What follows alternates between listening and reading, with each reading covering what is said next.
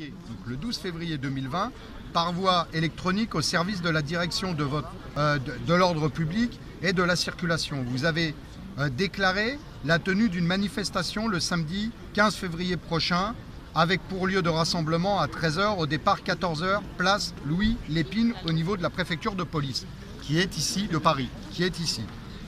Donc il vous signifie tout le parcours. Vous n'avez pas besoin de l'entendre, ça c'est pas important parce qu'on savait très bien que ça allait être difficile de pouvoir y aller.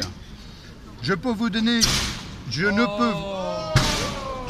peux vous donner une suite favorable à l'itinéraire que vous avez ainsi déposé. Donc c'est pas un arrêté préfectoral, il nous dit, parce qu'après ils sont dans l'obligation de pouvoir négocier. Notamment pour des raisons suivantes. Et écoutez bien les raisons.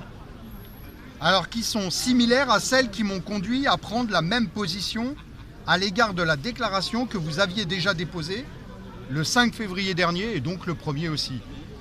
Comme vous l'indiquez dans votre déclaration, le parcours déclaré passe à l'instar de celui déposé la semaine dernière devant les principales institutions de la République ainsi que des nombreux ministères, mais également à proximité des représentations diplomatiques sensibles, et ici comme l'ambassade des États-Unis d'Amérique.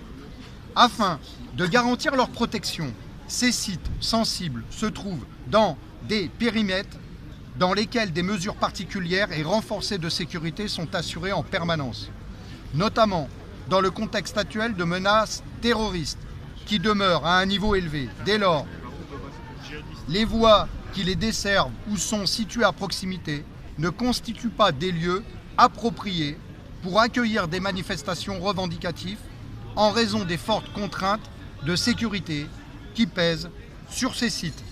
Donc alors après, je vous donne la suite. Après, ils nous mettent bien sûr les déclarants.